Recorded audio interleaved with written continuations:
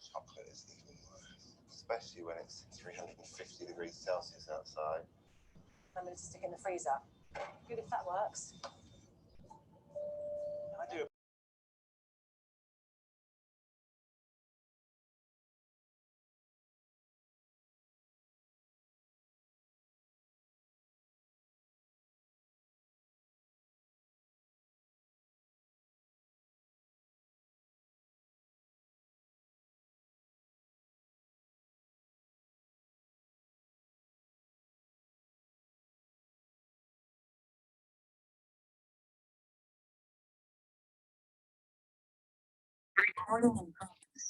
Oh.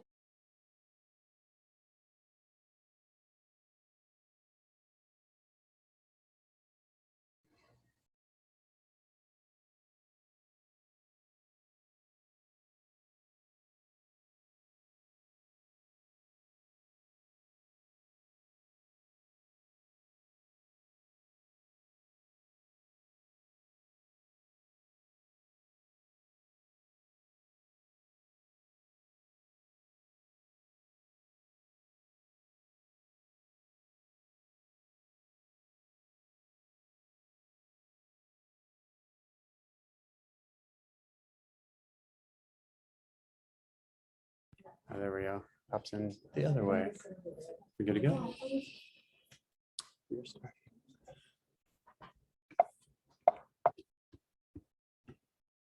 Aloha, mai kako. My name is Doug Harper.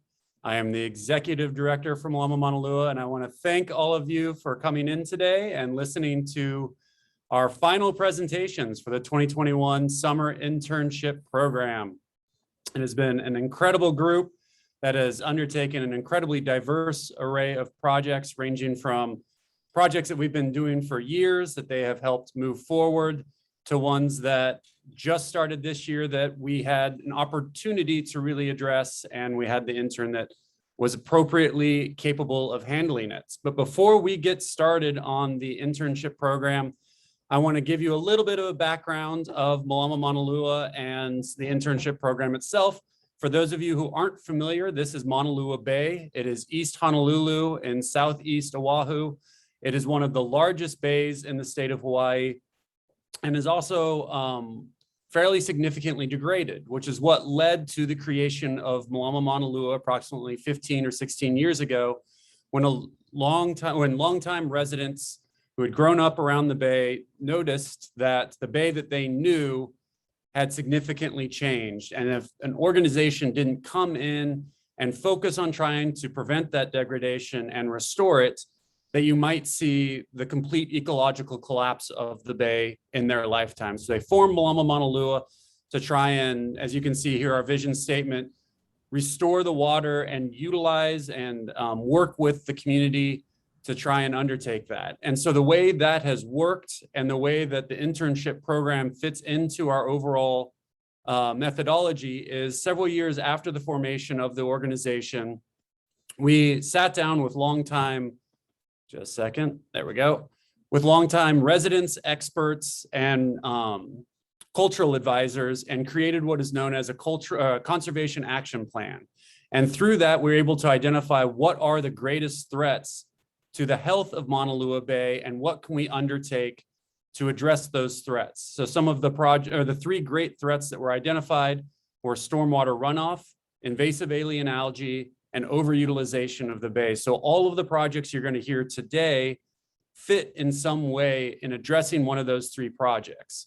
But every year we sit down and we identify how are we doing in addressing those threats and what projects do we need to do to build upon our goal of restoring the health of the bay. And those projects, that list of projects that we come up with, are then assigned to different staff members based on their expertise and availability. And this seems to be slow. There we go.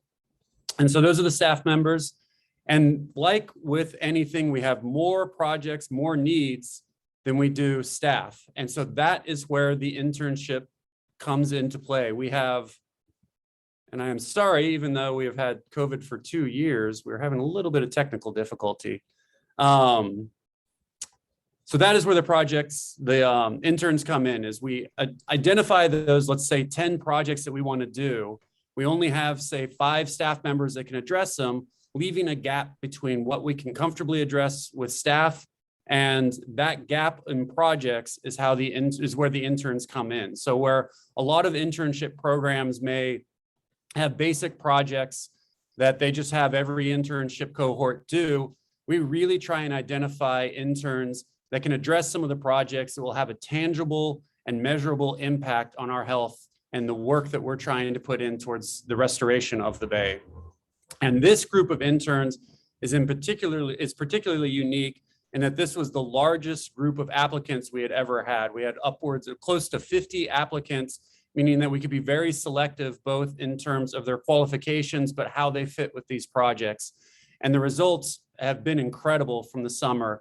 As you can see here, there have been 12 organizations that we've partnered with. We as Mālama Maunalua see our role really in working with the various organizations and governments and individuals in the region.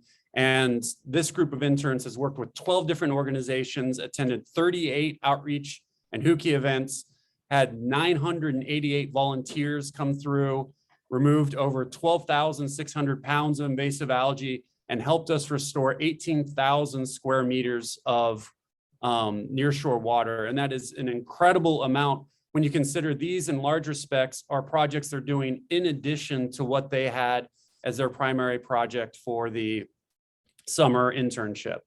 And so part of, or in honor of that as well, I'd like to thank City Council Chair Waters, who is issuing a certificate of commendation to the interns because the work they've put in has been so measurably impactful for Mālama Maunalua, the region, and the community. So a big mahalo to Chair Waters, but also to the interns for their amazing work. I also want to thank these foundations and funders here who have made our ability to host interns possible. The Omidyar Group, the Koaniani Fund with HCF, the Joseph and Vera Lang Foundation, Marisla Foundation, Cook Foundation, and in particular, the Atherton Family Foundation, who has been instrumental in allowing us to continue our internship program and really build upon it and continue to make it successful. So with that, I would like to get to the interns, but first, a few ground rules for how we are going to run this. If you can, make sure that your microphones are muted and screens blacked out, just for the sake of the bandwidth. Interns will speak for about 6 or 7 minutes, leaving 1 or 2 minutes for questions. Feel free at any moment to type into the chat what your question is, and then when the intern finishes presenting, we will ask them that question. And then finally, if you want to see the speaker and the presentation, you can minimize your screen and it'll pop up the presenter up in the corner. And lastly, because we have people that are jumping in for specific presentations, when a presenter ends, if there's no questions, there might be 1 or 2 minutes of waiting for the next presenter to start. Just giving you fair warning that we're trying to get everyone started at the time that we had scheduled them, so people who are joining just for that speaker know when they are starting. And with that, we have about 3 minutes before they're going to start. But our first presenter will be Sonia, who will also be our only remote presenter. So that is probably good that we have a few minutes so she can make sure everything is working properly. So Sonia, do you want to get your projects pulled up and ready to go? Yeah, I think you need to give me screen sharing permissions. Okay.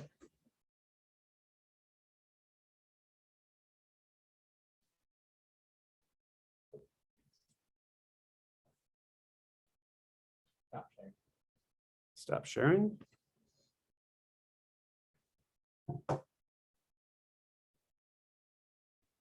And Sonia, we will tell you when to go. You've got about 2 minutes to think through it.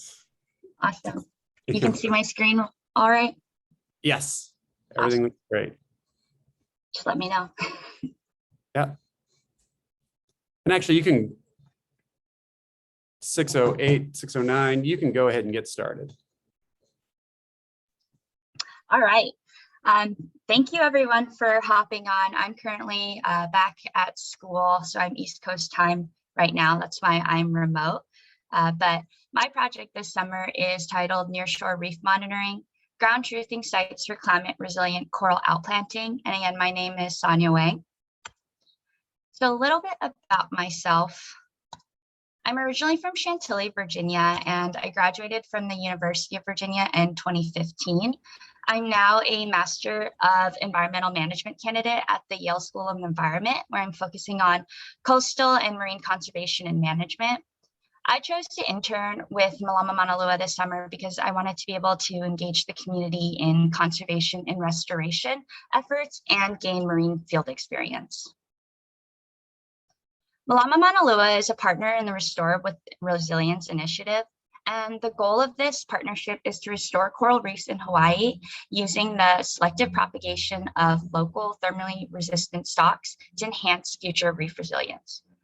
Maunalua Bay has been selected as a restoration site for the thermally resilient coral outplanting, and for the first time ever in Hawaii, community members will be allowed to engage in coral restoration efforts in the bay. is one of the many partners leading the charge on the community engagement process through events like the Hana Pakoa pictured on the slide, where community members came together to fragment potential corals of opportunity and learn more about the restoration process. To more fully include the community in the outplanting effort, is looking to identify sites in the nearshore reef that are accessible to the community. Last summer, an intern was able to model potential outplanting sites using GIS, and my work this summer focuses on ground truthing, or going out and directly observing what areas in the nearshore reef will be suitable restoration sites. The work will help better understand the extent of healthy coral cover in Maunalua Bay, as well as contribute to a deeper knowledge of the general health of the ecosystem in the nearshore reef region. The coral monitoring process that we developed consists of a 5-minute swim, which combines the 3 surveys listed. For the Fish Diversity and Abundance Survey, we tally the number of fish seen by type during the transect swim. Using Hawaii Institute of Marine Biology's COA cards, surveyors identify and record the type and color of coral seen along the transect. Lastly, we photograph the benthic substrate or the sea bed floor roughly every 10 feet along the transect. Zander, another intern, and I held 2 community training sessions along with a kupu training session, and we collectively trained 16 people in the month of July.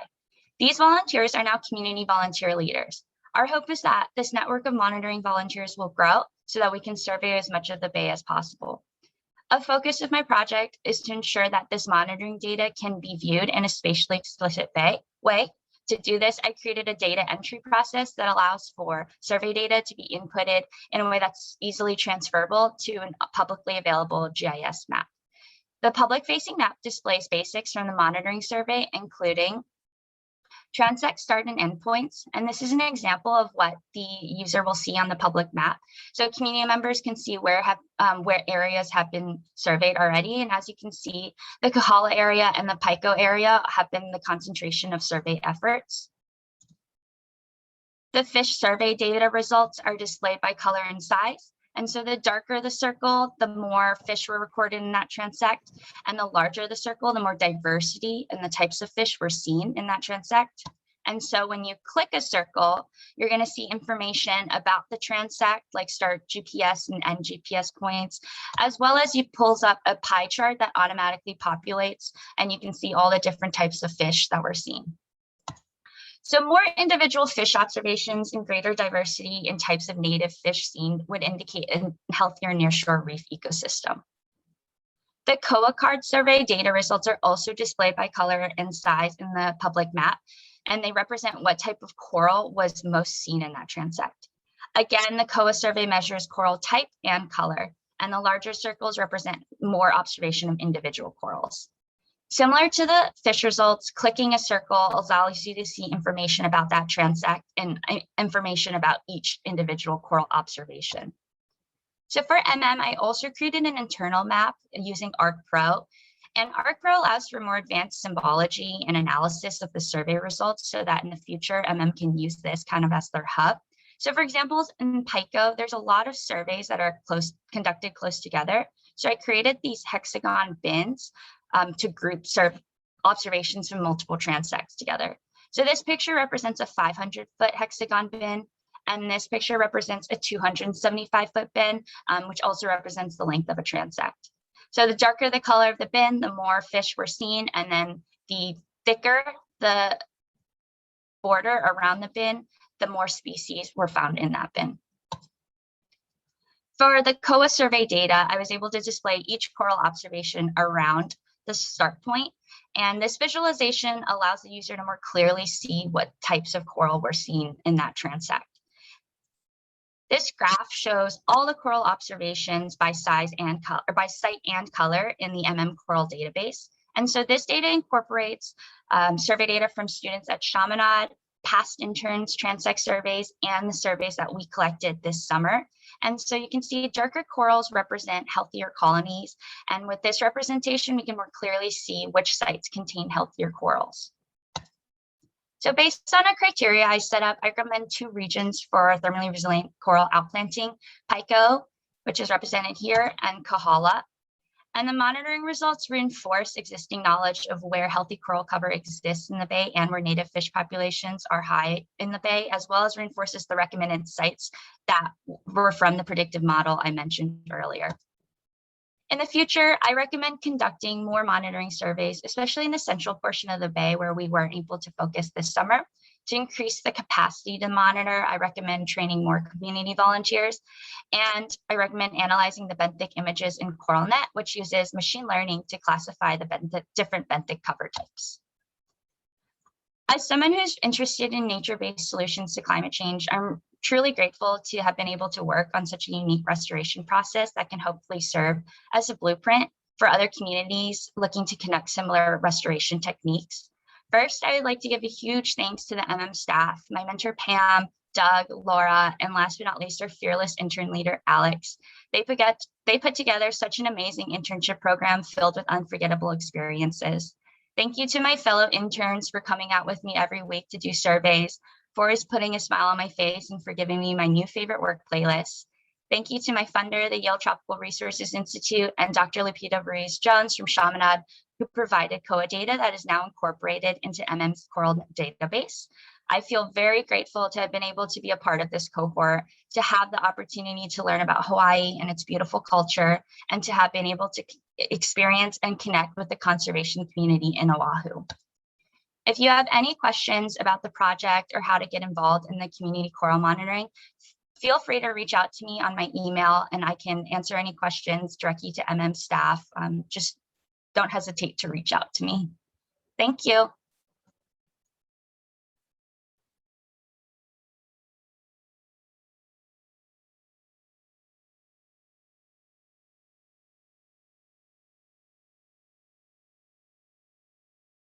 And I think the MM staff will come back on. So the requirements for a surveyor to help, because these are nearshore reef sites, we want you to feel comfortable in the water, but know that like the water will at most go to chest high. So being comfortable snorkeling, if you have prior fish ID experience, that is great. But other than that, like you will learn, we will teach you all the different surveys, and then you can also do the ones that you're most comfortable with. It really takes just a few sessions to nail down the survey techniques. So just having your own equipment, like your snorkel set, and then we can rent out to you any of the survey equipment as well. I hope that helped answer that question.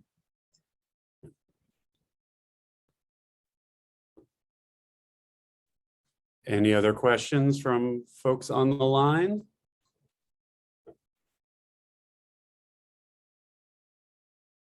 Do you see the question, Sonia? You're muted. Oh, sorry, I'm just reading it right now. So there will be training sessions in the future that will be relayed through Mālama Maunalua's Instagram and Facebook accounts and the community. So stay tuned. I think that if you signed up at the Hanapakoa, especially, we'll have your emails, but if you need to get in contact with me to add you to a list to kind of get those emails out to you, I can do that as well too. And then the survey equipment I just also listed. And the question was, is there training and quality control for future monitoring? And then what survey equipment is involved? Thank you. Other questions? All right, Sonia, thank you. You're welcome. Thank you. And I do want to mention about Sonia's project that this is a huge collaborative effort. It's the first time that a restoration event of the reefs of this kind has ever taken place in the state of Hawaii. And Sonia's role in this is helping us further pull in the community and incorporate them into this project. So it's a really impressive and important role that she's playing in setting the mark for how not just we're going to do this work in Maunalua Bay, but how the rest of the state and potentially beyond will do this type of work in conducting coral surveys. So what she is setting here is something that communities potentially around the Pacific are going to do. So it's a 10-week project that she put a lot of work into that is going to have ramifications for a long time after she officially leaves the internship program. So mahalo, Sonia, and I would like to introduce our next presenter, Zander.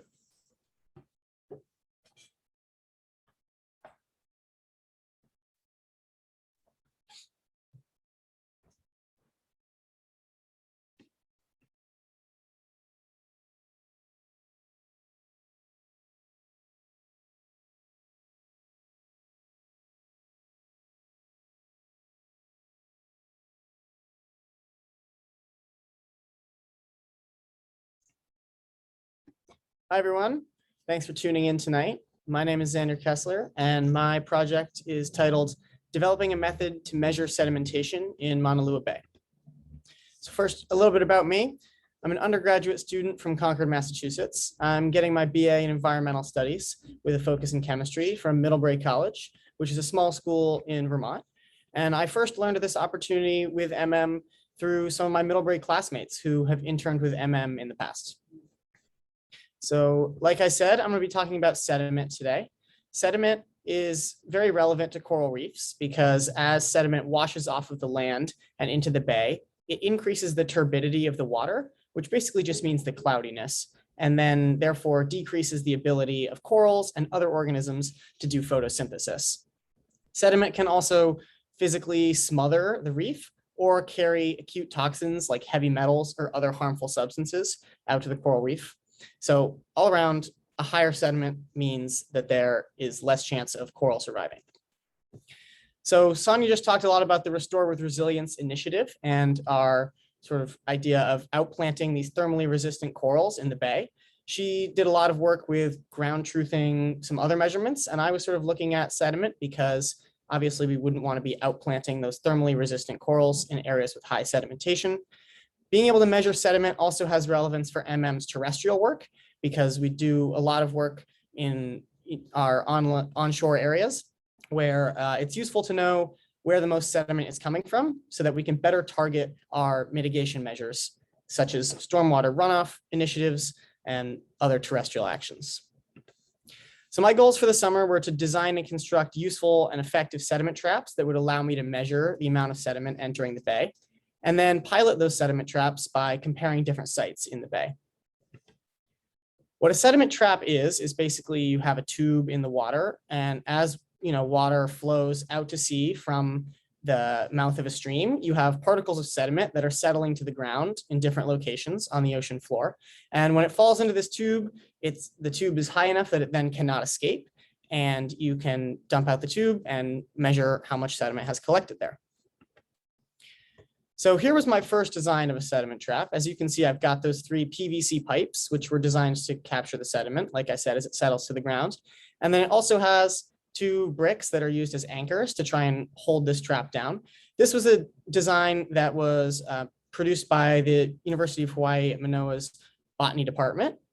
Unfortunately, I had some troubles with this design. As you can see, these tubes did not remain upright. And I actually had another version of this device that completely flipped upside down in the water as well, because the bricks simply were not heavy enough to hold this thing down. So with my next version, I went heavier. I took this cinder block and filled it with cement. And then as you can see, I put my PVC tube in there. But unfortunately, this I found was too tall and it could still topple over in the water. So my third prototype, which is shown here, I took a cinder block that was twice as wide, but half as tall. I filled it with cement, as you can see. And then I also secured the PVC to the brick with some rubber bands and zip ties so that it would stay perfectly vertical and wouldn't dislodge anywhere. And this was the device I deployed out on the reef in a few locations.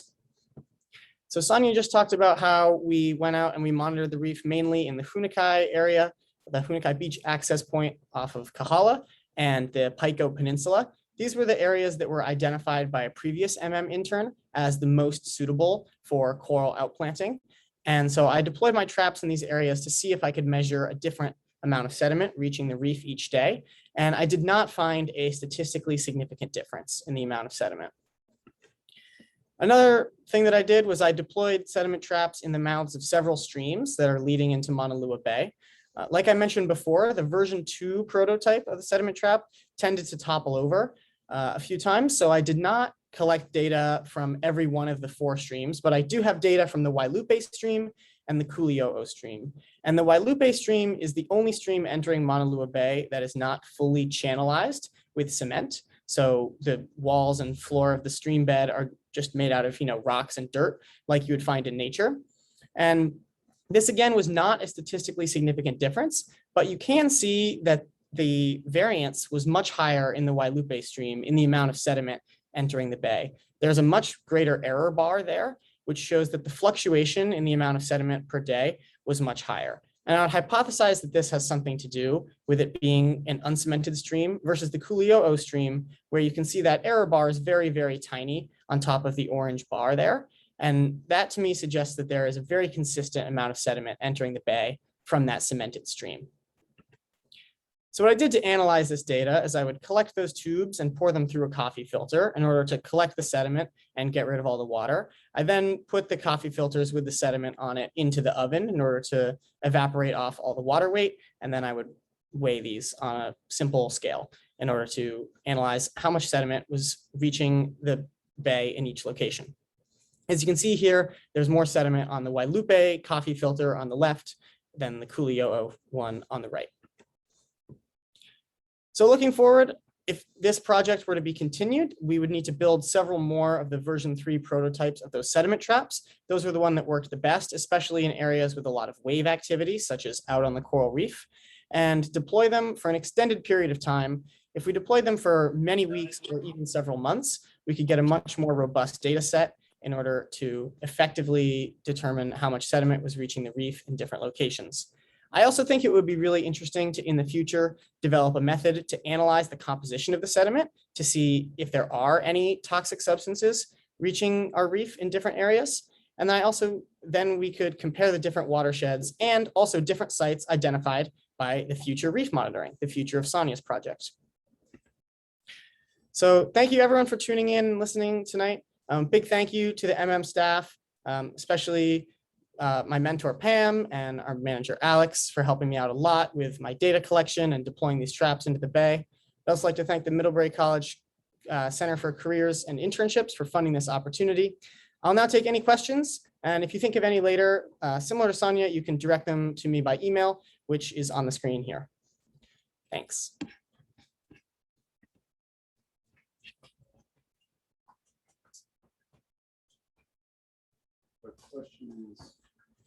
Okay, so I have a question here that says, were collection days clear? Were any rain days with runoff? Was there a south swell, and did that have any effect? So I'm in the process right now of analyzing some rain data to look at how much rain there was on certain days to see if that correlates with the higher amount of sediment. Like I said, with the Kuli'o'o stream, it really did not matter what the weather was. There was almost the same amount of sediment entering that trap each week. With the Wailupe stream, there was in the second week of my study a much higher amount of sediment, and I'm going to go back and compare that to the rain data to see sort of how much there was. Hopefully that answers that. I can see another question here that says, what are some ways to reduce the amount of sediment Well, all of our green infrastructure and terrestrial actions, there are a lot of organizations that partners with to try and reduce stormwater runoff.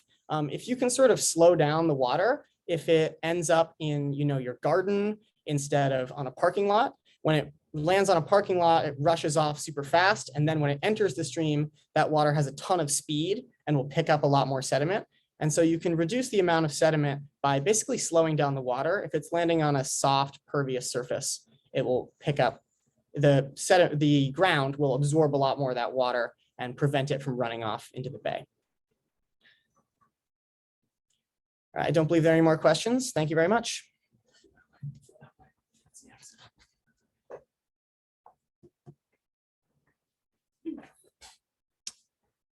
Thank you to Zander. And that question that he is answering about the amount of runoff coming or sediment coming off the land is something that has been a major question for Mālama Maunalua and all researchers in the Maunalua Bay area for quite some time. So having him address that is a huge lift for the organization and for researchers throughout the Bay. And he also gave a very good teaser for a talk we're going to have a little bit later about green infrastructure. So mahalo, Zander. And we are now starting the Invertebrate series of talks with Wei Shen.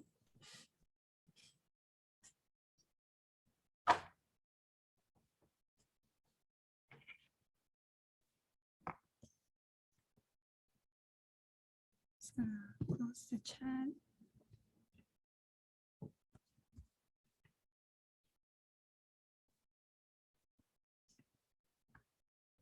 Okay, so hi everyone, my name is Wei Shen, and today I'll be talking about the macrofaunal invertebrate community in Maunalua Bay. So a little bit about me. I'm from Malaysia, currently a senior majoring in UH Manoa. Decided to intern with because I want to contribute towards restoring the bay after learning about it from my previous internship. And this summer, I was able to do just that through my invert study. So a big part of what does is gathering volunteers and manually removing invasive algae that are devastating the bay. And one of the worst invasive algae is Eranthila armadelpha, also known as AA or leathermud weed. So while removing AA increases the chances for native seagrasses and algae to re-establish and survive, it also reduces the physical complexity of the habitat. This could then potentially decrease the abundance and diversity of the invertebrates due to the loss of food and shelter. For these reasons, there were particular concerns that removal of AA could indirectly affect the bonefish population that feed on the inverts. Therefore, my goal is to assess if the removal of AA is significantly affecting the invertebrate community at the bay. So my study was conducted at the nearshore reef flats in the Paiko area of Maunalua Bay. I compared post-removal treatments with 4 different habitats. These are AA, native algae, seagrass, and sand. And for the post-removal treatments, I focused on plots that were cleared of AA since a year and 2 years ago. Each habitat and treatments then had 5 random plots sampled with 3 replication each. So since has never done a similar project before, I had to consult a few experts. I was able to use Dr. Longanecker's past study as a guide for my methodology. And with that, Dr. Porter and Dr. Hunter helped me refine it while very generously loaned me the equipment to get the job done. So in the field, we use GPS to locate the chosen plots and a slurp gun to sample 3 random spots within each 10 by 10 meter plot. The contents in the slurp gun were then emptied into a sieve series in a bucket and brought back to shore where they were washed and dumped into trays. We then used tweezers and pipettes to sort the invertebrate life into different bowls. So I managed to group the sample invertebrates into 15 different taxonomic groups. This includes polychaetes, somatopods, decapods, gastropods, echinoderms, and more. I also compared the community composition and the abundance of selected higher taxa between habitats or treatments. So for community composition, I used ordination to easily visualize the similarities or differences between the habitats and treatments. And through this, we can see that there are actually 2 groups, one with just sand and seagrass towards the top right, and the other one with the rest of the habitats overlapping each other with very high variability. And based on Dr. Longanecker's past study, I expected to see that the post-removal treatments will be more similar to sand and seagrass, but instead they are more similar to AA and native algae groups. And after comparing just between the two post-removal treatments, I found out that the majority of the 1-year plots seems to be closer to the sand and seagrass compared to the 2-year ones. Therefore, I hypothesized that the longer time period post-removal has allowed the invertebrate communities to shift from a habitat similar to sand and seagrass to more towards AA and native algae. Ultimately, this suggests that the invertebrate communities in post-removal treatment are indistinguishable from the pre-removal AA state and the native algae habitat state. Therefore, this eliminates the possibility of a long-term or permanent disruption to the invertebrate community at Pico area. Now that we look at the community as a whole, I'd like to talk about the changes in abundance of specific taxa that are prey items to the bonefish in the Pico area. This includes decapods, mollusks, polychaetes, and amphipods for juveniles. For that, it seems that only decapods and amphipods abundance declined significantly from the AA habitat to the 1-year treatment. But if we compare the 2-year treatment with the AA habitat, there are actually no statistical differences, providing further results that are consistent with the shift hypothesis that I mentioned before. And when we compare to all of the taxa, there are no statistical differences between the 2-year removal plot with both the AA habitat and the native algae habitat. Therefore, from a food availability perspective, it is reasonable to believe that the invertebrate communities in the post-removal treatments will be able to support the bonefish population similar to those found in their pre-removal AA state and the native algae habitat state. So for future research, I do recommend doing more frequent post-removal treatments so we can have a better space for time design, study, and to investigate the shift hypothesis. Dividing native algae into different groups by species will help reduce the variability that we saw in the ordination plot. And the same goes for improving sampling methods for hard substrate, as low observation in certain plots were driving that variability as well. And ultimately, as the study revolves around bonefish and its diet, we will need detailed information on its diet with prey species identified for both adults and juveniles. Sample invertebrates should also be identified down to its genus level with a separation between non-indigenous and native ones. And lastly, the relationship between bonefish population and distribution with its prey ability should be investigated so that we can better understand how changes in one affect the other.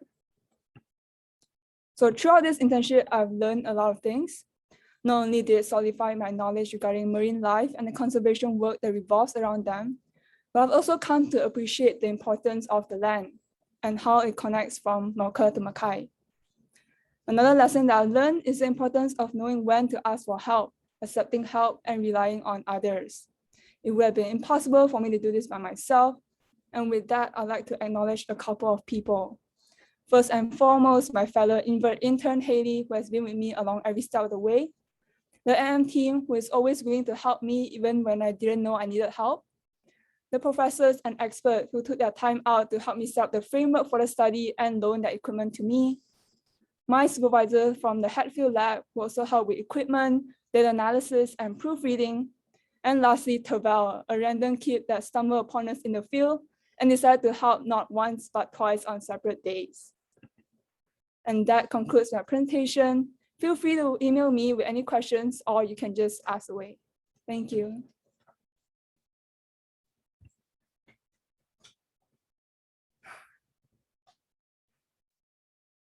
Do you have any questions?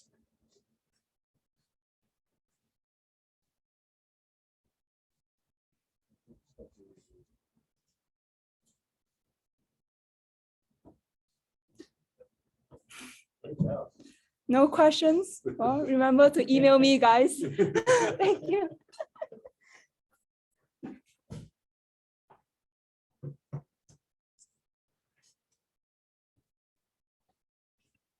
So thank you to Wei Shen. That is a question that has been on our plate for a number of years, and we just never were able to find the right interns to be able to address it. And then Wei Shen came, and then Haley came as well. And I want to mention, because they don't really highlight it as much in their talks, but the work that they did was fairly painstaking, because it was literally scooping up sediment and sand and then staring at it in tanks until they saw something move.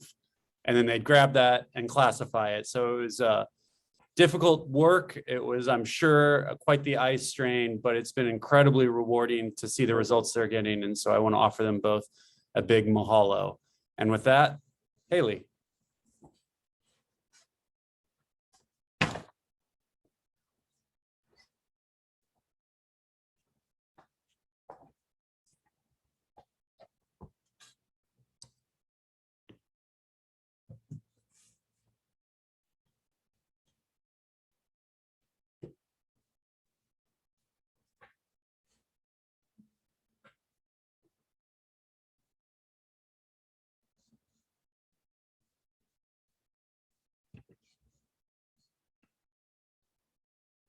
All right, hello everyone. Thank you for tuning in. My name is Haley Papinga, and I'm excited to share with you my project on the assessment of invertebrate species removal by Huki events in Maunalua Bay.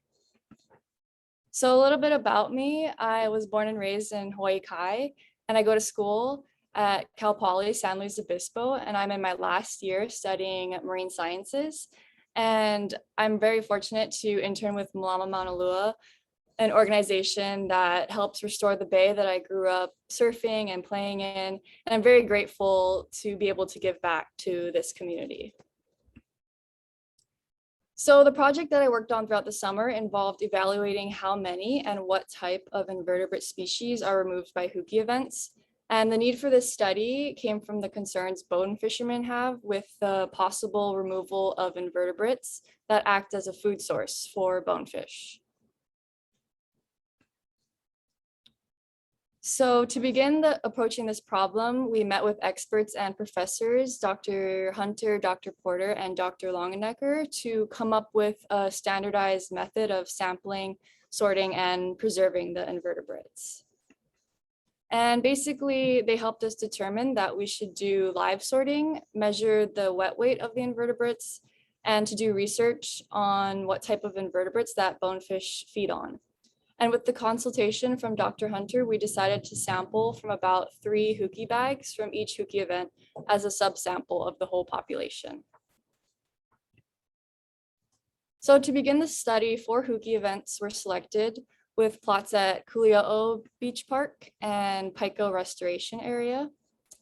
And I've listed here the dates, locations, a number of bags filled, and the total weight of all the invasive algae pulled at each event. And for some quick background about what a Huki is, we first briefed the volunteers on what invasive algae should be removed, and that they should also remove any invertebrates that they pull up from the algae before they fill the onion bags 1/3 of the way full. And in terms of our sampling methods, collecting the invertebrates involved randomly selecting 3 Huki bags and washing the contents through 3 sieves. And a sieve is pictured to the right and was used to strain the clumps of algae. So the sorting method, with the help of the other interns, involved manually looking through trays filled with contents from the sieves and seawater. And then we used pipettes and tweezers to collect all of the inverts that we saw and sorted them into labeled bowls. And then we had to count the inverts and in each taxonomic group and weigh them in grams. So after we did this sampling at each of the 4 Hukis, I compiled all the data. And after an analysis with RStudio, I found that the mean invertebrate counts for each group were all significantly different. I then wanted to see how they differed by location and found that the invertebrate counts are also significantly different between Kulia'o and Paiko. So from these charts, we can visually see that mollusca, which includes things like snails and slugs, as well as arthropoda, which includes things like crabs and shrimp, were the most common groups that were removed by the Hukis. And they made up about 97% of the inverts found at Kulia'o and about 68% of the inverts found at Paiko. So when we look at the total invertebrate removal at both sites, again, mollusca and arthropoda were the most abundant invertebrate groups that were collected overall. And some examples of some common species that were found were the teddy bear crab, horned snails, the juvenile sea cucumbers, and the Philippine mantis shrimp, which is invasive. So to address the bone fishermen concerns, I looked at previous research that found that the fish mostly eat species in the mollusca and arthropoda phylum. I then used the data of the invertebrate wet weights and the algae sample weight to get a percent of how much of the invasive algae contained invertebrates. So if we look at the actual percentages, the 3 bags contain less than 0.04% of each group of invertebrates. And by looking at each individual Huki event, we can see that less than 1% of all the contents removed are invertebrates. So essentially, we found that there's a statistically insignificant amount of invertebrates that are actually removed by these Huki events. So to further this study, I suggest that we sample from more Huki events to get more data and conduct a full analysis of how age groups may affect invert amounts. And in terms of removal methods, I would suggest continuing to have volunteers carefully look through each clump of algae pulled from the water. And even though there is an insignificant number of invertebrates being removed, we still want to try and reduce bycatch as much as possible. I also think it would be helpful to educate younger people that carefully removing invertebrates from the algae they pull is much more important than how many bags they can fill. So overall, interning with Mālama Maunalua has helped me get closer to fulfilling my desire to become a marine biologist and has given me valuable research experience. And I learned amazing cooperation skills, the importance of education, and things I never knew about the place I grew up in. And I will definitely cherish all the people I met and the newfound deep appreciation I have for what Mālama Maunalua does on a daily basis. I would also like to give a special thank you to my very helpful partner, Wei Shen, and all of the Mālama Maunalua staff and the amazing interns that also helped us out so much, as well as all the experts and professors that we talked to in the beginning to help us get started with the project. So if you have any other questions, you can email me at hlpoppin@calpoly.edu, and thank you so much for listening.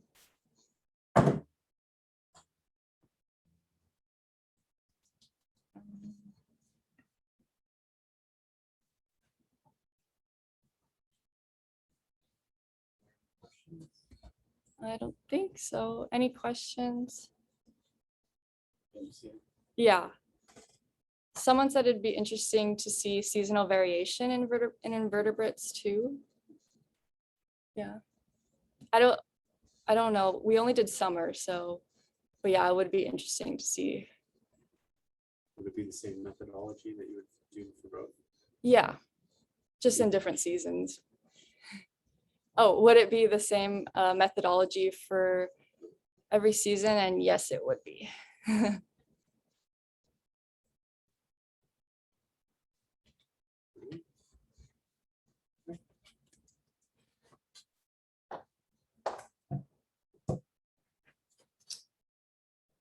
Thank you to Haley and Wei Shen both for all of their incredible work on tackling the invertebrate questions that we have had. I know any of you that have come out to a Huki have noticed, when you pull up the algae, you do see little things moving around in there. A lot of times they fall out, and it's great to see from their work this summer that the impact of that is not as significant as maybe someone thought, but at least just having the data demonstrating what the outtake or the bycatch is and what potential methodologies we can utilize to try and minimize that bycatch is a big help for what is the flagship program from Mālama Maunalua.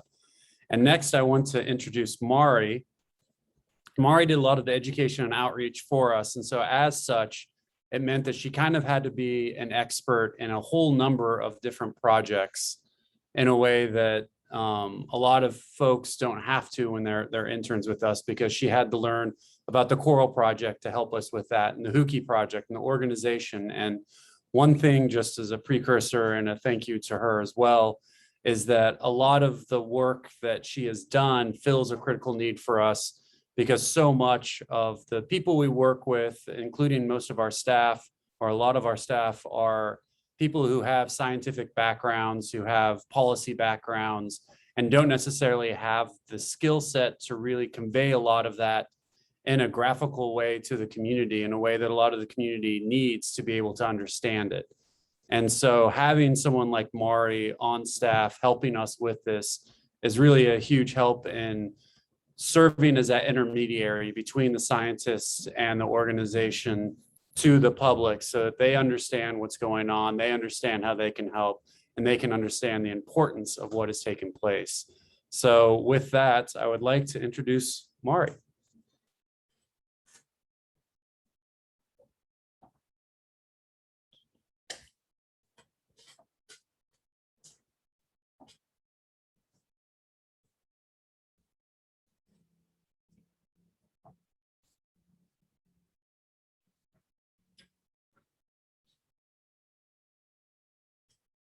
Okay, thank you, Doug, for that very nice introduction. Hi, everyone. Thank you all for logging on this evening. My name is Mari Kurosawa, and this summer, my internship at Mālama Maunalua has provided me with the opportunity to work on community education and outreach for this organization. So a little bit of an introduction for myself. I was born and raised in Kaneohe. I'm working towards my BS at the University of Hawaii at Manoa. I'm majoring in natural resources and environmental management with a focus in coastal ecology and management. So I chose Mālama Maunalua to intern after partaking in a community event earlier this year. I wanted to be a part of the restorative work that they were doing in the Bay in a more significant way. I was also looking for marine field experience to strengthen my background in my focus of study and an opportunity to spend my summer in a more meaningful and impactful way. So my project this summer focused on community education and outreach. This involved engaging the community with our organization through social media platforms, focusing on the curation of content for both Instagram and Facebook.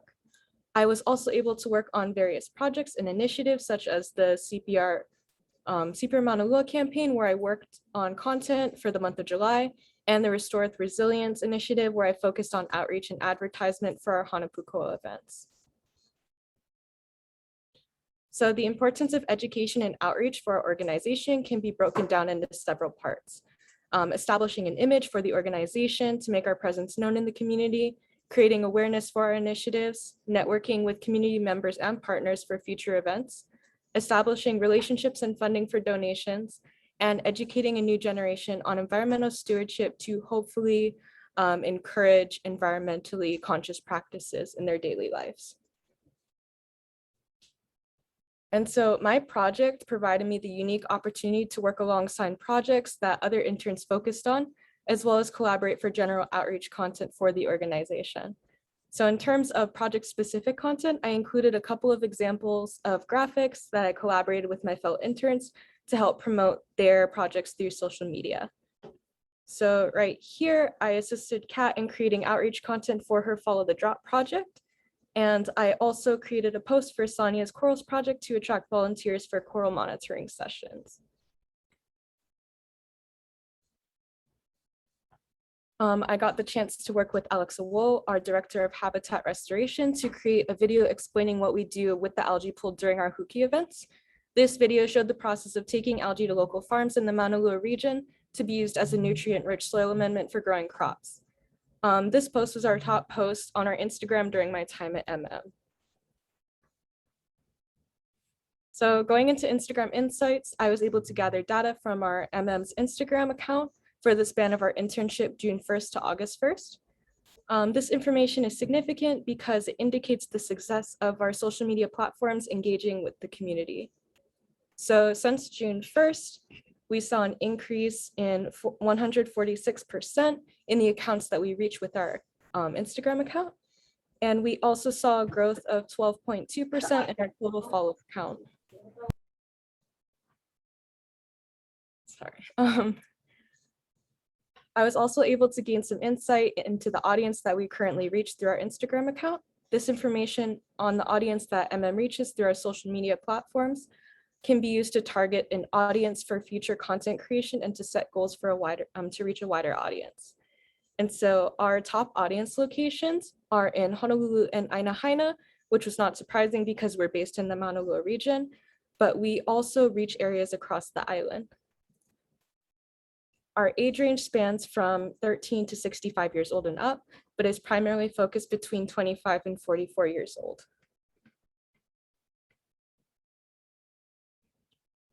The Restorative Resilience Initiative, as Sonia discussed, is focused on restoring coral reefs in Hawaii using local thermally resistant coral to enhance future reef resilience. So my role in this initiative was creating social media content and advertisements for our Hanapukoa events. Hanapukoa means working together for coral. And I also got to network with local businesses to gain incentives for volunteers at our events. And so here are some examples of content that I created for the Restorative Resilience Initiative. This is a banner set that I created that will be used for future Hanapukoa events.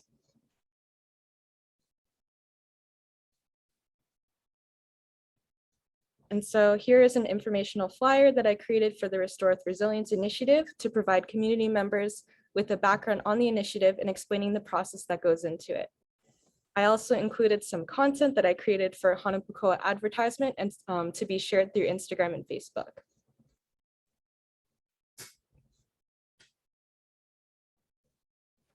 And so the focus of our CPR Mauna Loa campaign is to reduce storm and urban runoff through education and incentives, and to engage with the community through monthly action tasks. So my role in this campaign was to assist in creating action tasks and content creation for the month of July. So here is some of the content that I created for CPR announcing the start of Plastic Free July and that month's action tasks that was posted to our Instagram and Facebook. As for next steps, I would suggest continuing to foster a relationship between the community and the organization, using social media as an open line of communication, as well as continuing advertisement for the Restorative Resilience Initiative and networking for future Hanapukoa events. And also working towards engaging the public more effectively with the CPR Mauna Loa campaign, as over the summer we saw a decline in participation.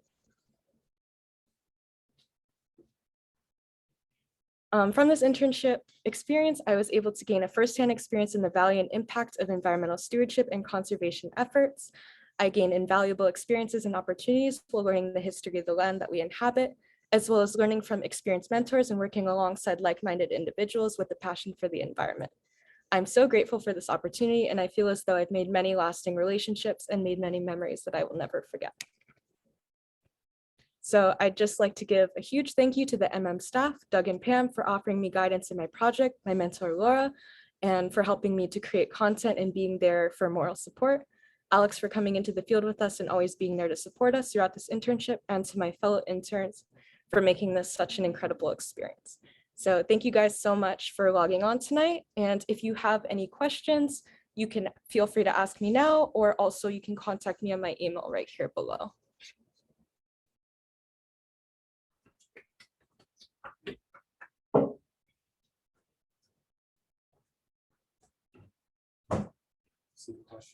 Yeah, I do. Okay, so the question is, how does the audience age range compare to other organizations' social media? That's a really great question. I'm not actually sure, but I feel like our age range, I feel like since it centers like middle-aged people, we could start targeting towards, oh, she also said, is it typical? I believe so. I think Instagram does have it is a younger platform as in comparison to Facebook. But I do think it's pretty typical, especially since a nonprofit organization, we would like to gear towards younger audiences. And in the future, hopefully we can do this through the implementation of different types of content that we plug out. But thank you so much for that question. And Any others? I don't think so. Great, thank you. Okay, thank you.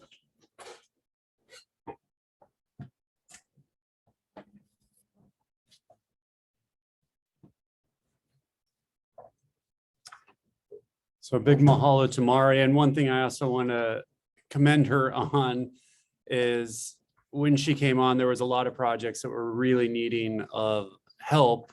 Laura had a lot of stuff on her plate, and Marty stepped in incredibly well and helped pick it up, which meant also because she came in and a lot of initiatives wanted assistance with outreach that she took on probably more than she should have, and yet she was able to accomplish everything and did it with an incredibly pleasant and fun demeanor. So I want to give her a mahalo for that as well. But now I would like to welcome Val. His project is one that has been an ongoing one for Mālama Maunalua for a number of years.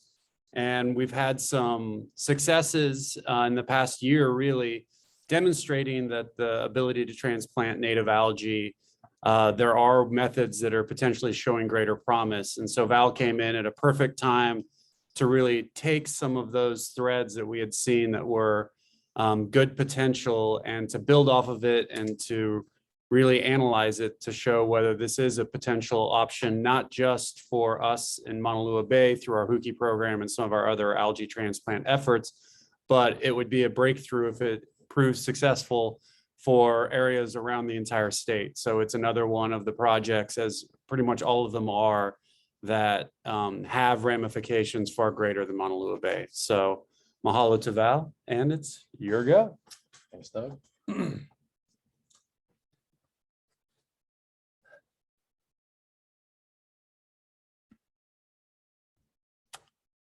All right.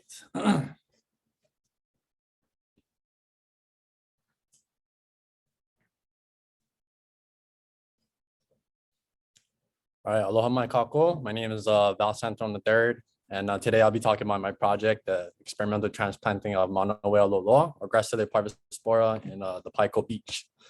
So ho'olauna, or a bit about me, I'm from Hilo, Hawaii, Big Island.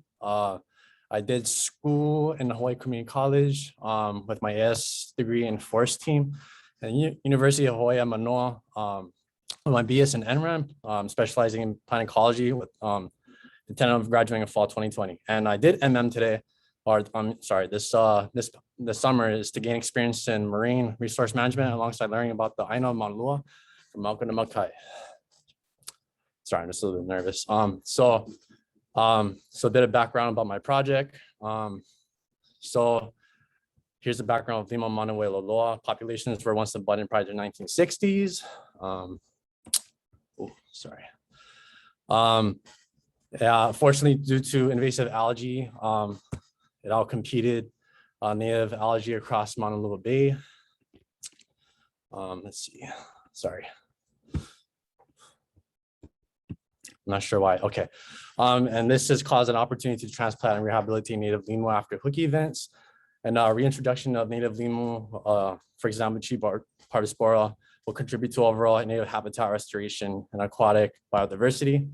So I consulted with Uncle Wali Ito from Kua Aina Ulu Amo'o, or Kua in Limuhui, and he told me about a bit of background of the information, including how G. parvospora has its own different things going on alongside its growth habit, its limu health indicators, the long-term restoration goals, such as spore dispersal, limu diversification.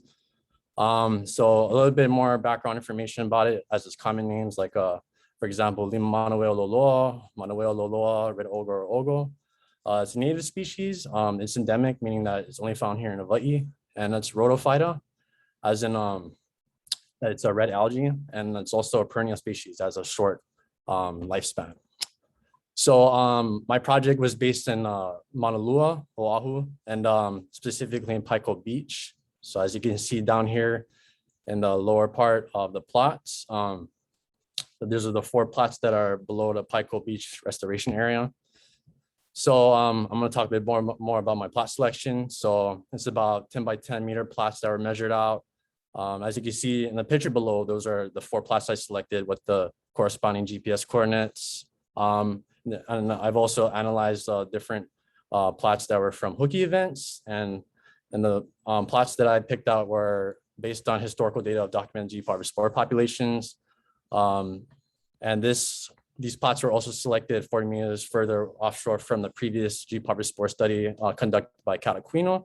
And plots selected in rows to reduce bias in data collection. And afterwards, I did a limu assessment in order to document species composition and see what species were out there. So as far as preparation goes, we went to the Untitled Fisheries Research Center, or AFRC for short, where we were invited by Uncle Wally Ito and also Dar, who manages the facility. From there, we rinsed off the lemur with salt water to clean up diatoms, which could inhibit its growth.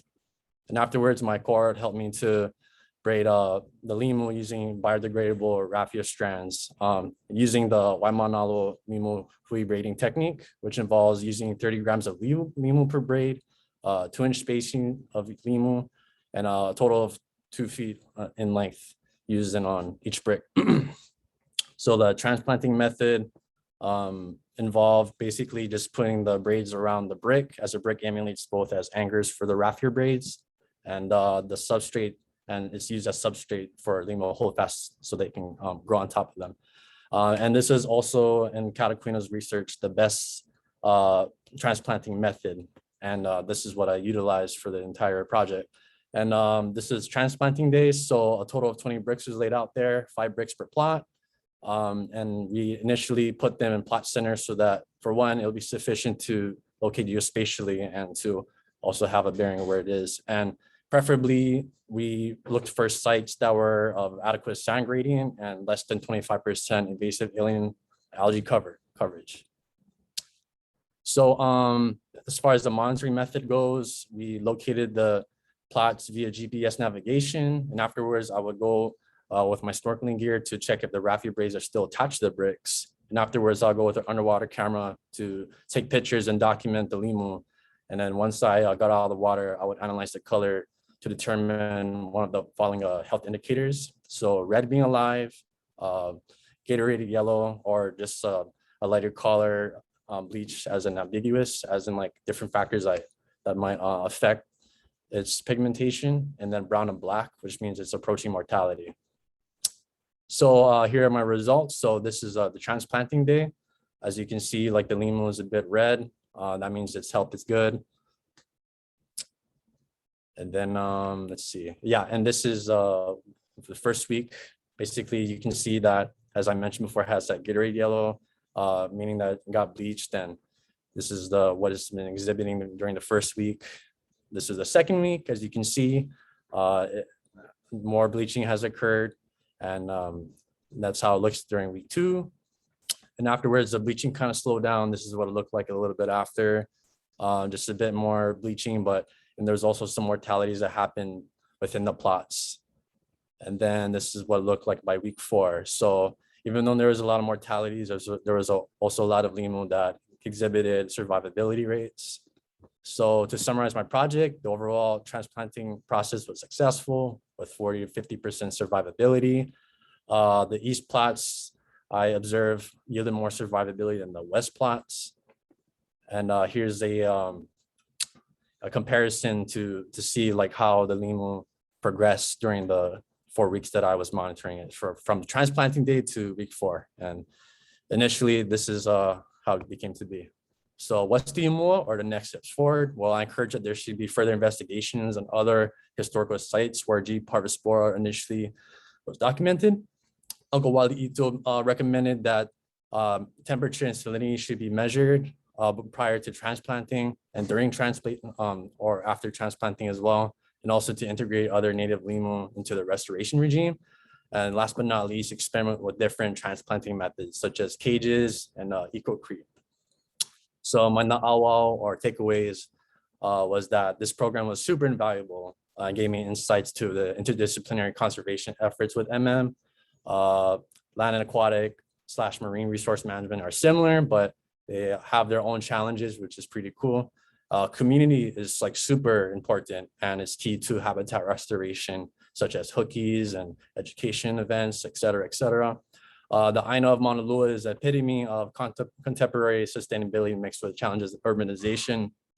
And most importantly is that the mentors and coworkers make the job easier. And I had a super incredible team this summer. So I just want to say mahalo na nui ya'oko to Uncle Wally from Kua and Limuhui, alongside my whole team from Mālama Maunalua, and mostly all of you. Sorry, my voice is like super like bad. So hey Mountain now, any questions? If not, here's my email. And I just want to leave off with this Olala no Eao, Heli Ikaaina, Hikawa ke Kanaka. The environment's chief, people are servants. Mahalo nui. Sorry about my voice. Yeah, any questions, anyone?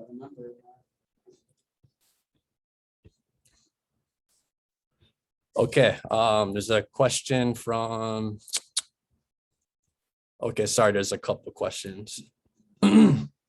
So Amy Monk, curious why was red algae selected? Mauna Loloa historically is like one of the most like abundant limu, at least for as far as I know, that once frequented the Mauna Lua Bay area.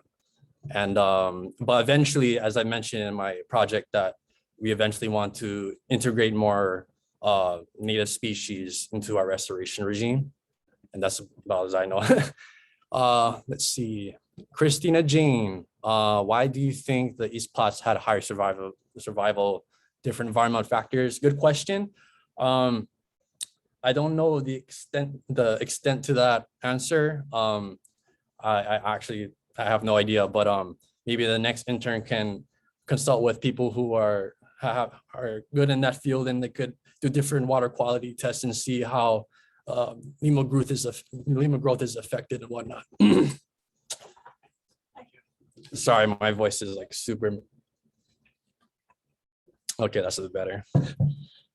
Okay, Kathleen Quino, hi. Yeah, this is your project, so I just want to give you some homage too with that. Yeah, to see that the transplanting, yeah, it's going pretty well. Yeah, and I'm hoping that it can evolve as time goes by too.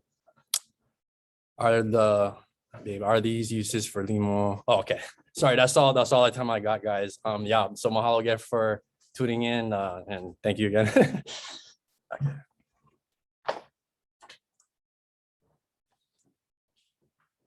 Mahalo Deval, and as you can tell, there are a lot of folks on this call very interested in the work you did. You got a lot of questions and a lot of interest on here. So mahalo to Val. And now I'd like to introduce Kat, whose project is incredibly important in that there's a lot of initiatives now, starting with city and county, looking for addressing runoff. And Kat is really kind of spearheading some of the pilots, or the pilot project that will be taking place in Aina Haina that will hopefully serve as a blueprint for the rest of the island and potentially the rest of the state. And you got a little taste from Zander on what she's going to speak about. So, Kat, thank you.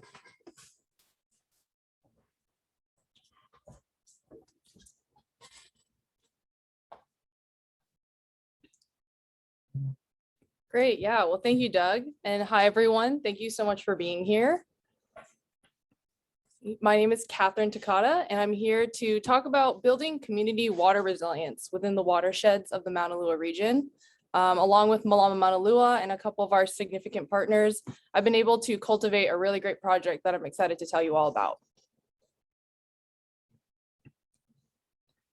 So a little bit about me. I was born and raised in California, but I spent a lot of time with family on the Big Island and around the Hawaiian Islands. And as a native Hawaiian, I spent time with Kamehameha School's exploration programs, really learning about stewardship, environmentalism, and doing hands-on projects like with Mālama Maunalua. And this motivated me to get a BS in Earth Science from UC Santa Cruz. And currently I'm a master's student at the Bren School of Environmental Science and Management at UC Santa Barbara. And with Mālama Maunalua, I'm very excited to be combining some work with coastal resources management and what I'm specializing in, as well as community-based solutions, because I feel that's very important when working with this type of conservation work.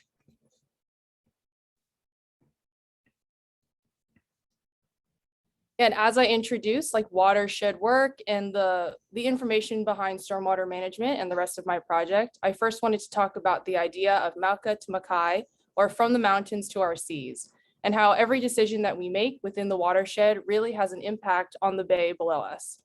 And as you can see from this diagram, we have a number of watersheds that are highly urbanized today, with residents, private businesses, commercial and nonprofits that all make decisions every day that affect what ends up in our bays.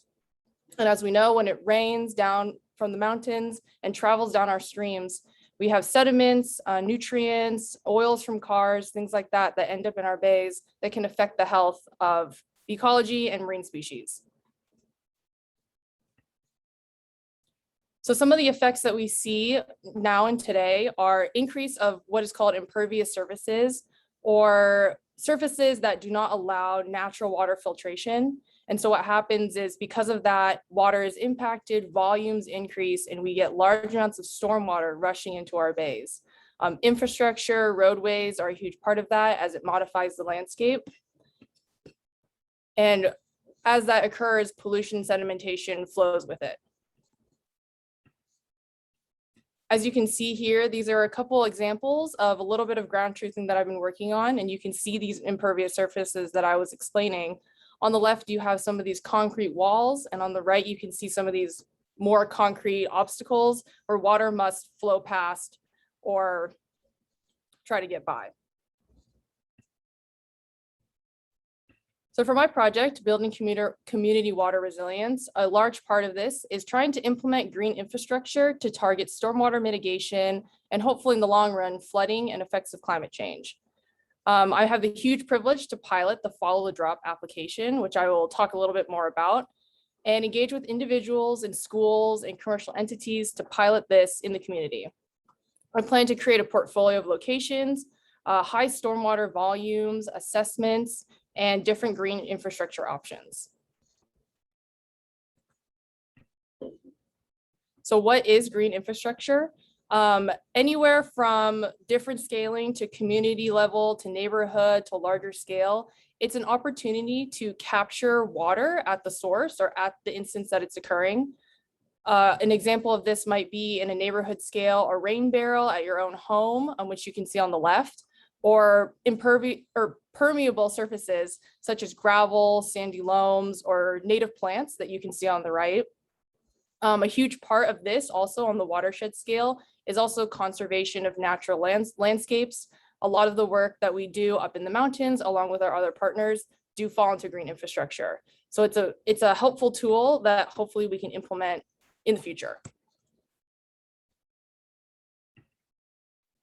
So Follow the Drop is a new app that is free and hopefully will be accessible after we pilot this program this summer. And it's a chance for private residences to be informed about their stormwater impact. It finds optimum sizes and types of stormwater capture solutions as it utilizes precipitation data as well as GIS mapping and locations. It was built in collaboration with the city and county of Honolulu, as well as 3R Water. And I'm excited to pilot it this summer. We have a couple modeling and different predicted numbers from the past. We have a past project with the Bren School and from UC Santa Barbara that helped Mālama Maunalua kind of determine hotspots within this area. And on the left, you can see Wailupe watershed. And in dark blue, you can see these hotspots that have high runoff coefficients, meaning large amounts and large volumes of water are coming through these areas. And it's superimposed on the right, and you can see the watershed within our neighborhoods. Preliminary modeling did suggest that 90% of these total gallons are actually responsible from private residences, which is a very shocking number compared to the under 5% for commercial shopping centers and some of these schools.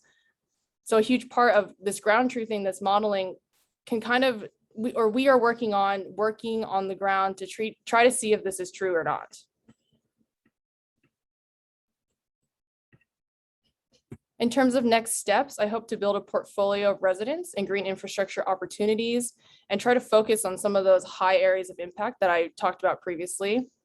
Ideally, I'd love to gather data, green infrastructure opportunities, and community involvement and interest as we pursue city and county of Honolulu for incentive programs as they support green infrastructure and use for community members.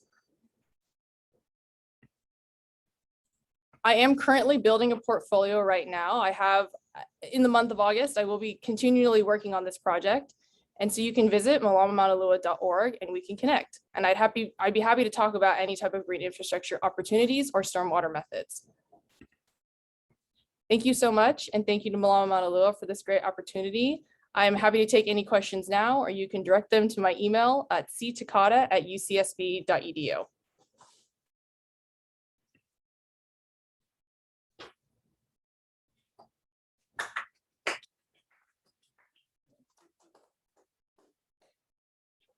Great. Yeah, I'm great. Thank you, everyone.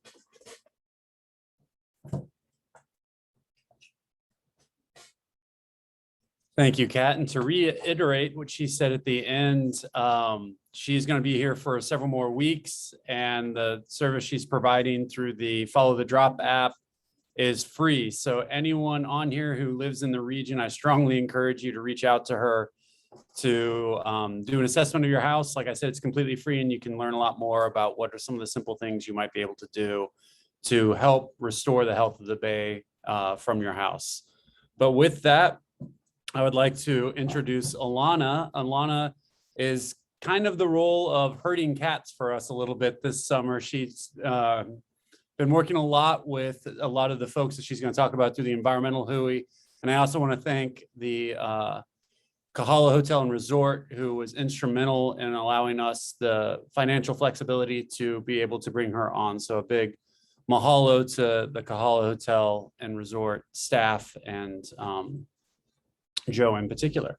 So with that, Alana.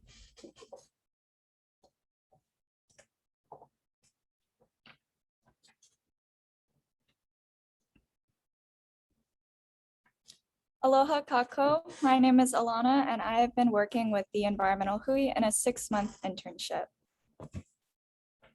I'm originally from Ainahaina, but I went to Santa Clara University and graduated in March with a degree in accounting and sustainability. I'm so grateful for this opportunity to bridge the gap between business and sustainability, to align diverse partner interests and start in an area that I grew up in. So a little background on my project. Note that hui means group or partnership, and I'll be using some of these terms interchangeably. The area that this hui covers are from the coral reefs of Maunalua Bay to the Ko'olau mountain range. And a reason why this hui was formed was to restore the region to a more culturally and environmentally healthy state so that these areas could be sustained and enjoyed for future generations. And while this may not be the first partnership of its kind to preserve a region, it sets itself apart by working closely with different industries. These industries include nonprofits, private businesses, the Maunalua Bay community, and government agencies, as you can see on the right. And so while some of these organizations may not be able to do all the work on its own, the hui as a collective organization is able to tackle these bigger issues. So where I fit in this partnership was really launching the partnership off the ground and getting things moving. When I had joined, the hui had stated its vision and purpose, but really needed a push in getting the next steps of carrying out this vision. I'll cover some of the work that I've done throughout this internship, and for time's sake, I'll just highlight a few. So beginning with short-term goals, one of the first objectives of the hui was to educate partners on conservation work being done in the area. I found this information out by interviewing over 15 hui members and creating this into a visual that acknowledges different environmental issues in different ecosystems. The graphic on the left shows what hui members had expressed as environmental concerns in the area. So for example, if we look down in this corner, Mālama Maunalua had specified invasive algae species and nutrient pollution affecting water quality. Looking at the graphic in the middle, we're able to see how these environmental concerns are mitigated by our partnering nonprofit organizations. Following the same example, is removing these invasive algae species and outplanting native coral and algae. And then the graphic on the right brings us back to why the hui was created in the first place. It brings everything into perspective by showing us if there's gaps in the work we're currently doing, and also guides us in seeking solutions that match our vision. An example of how this information guided other projects was the creation of a Pono hiking checklist. I did this in collaboration with the Ko'olau Mountain Watershed Partnership, as well as the Kahala Hotel and Resort. And the hope was that guests would be able to access this on their mobile device and check off each tip before they go hiking to be a more prepared and responsible hiker. The next step for this project is to give this to the Concierge Association of Hawaii so that we can implement widespread usage at different hospitality industries.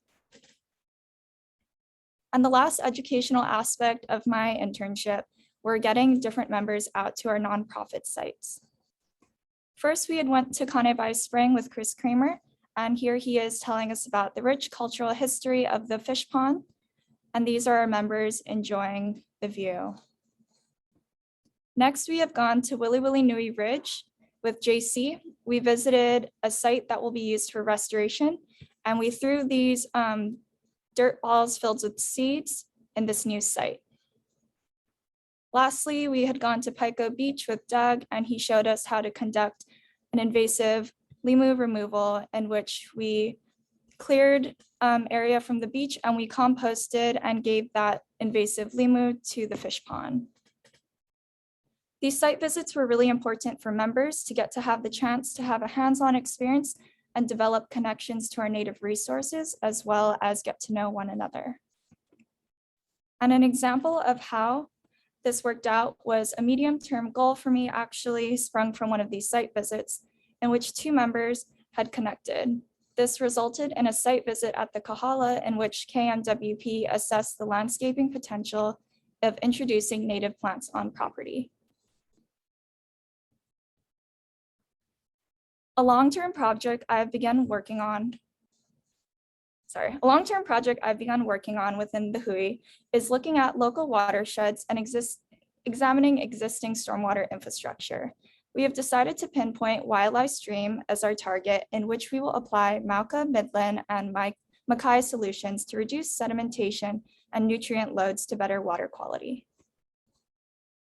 Looking at this visual over here, in upland areas, we can support work already being done by reducing runoff with KMWP by decreasing the amount of pig presence and invasive plant cover, which increase erosion and lack the qualities to retain moisture. In Midland areas, we can support Maunalua Fish Pond Heritage Center by their work to secure freshwater sources to replenish the bay and its inhabitants. And in Makai areas, we can work with to reduce invasive algae, which holds sediments and reduces nutrient inputs. Working all together and adding projects along the way, such as incorporating green infrastructure and involving the community, we can begin to tackle these larger encompassing issues. In the last couple months of my internship, I look forward to seeing the progress on these projects and how the environmental hui will grow in the future. I'd also like to give a big mahalo to the environmental hui members who have helped me along the way and shared a lot of their time and knowledge with me. If you have any questions or if you'd like to learn more about my project, you can contact me with the email below.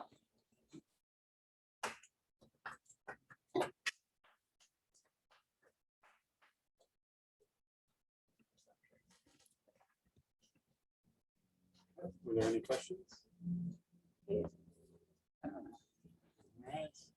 I guess Alana's ready to be done. Oh.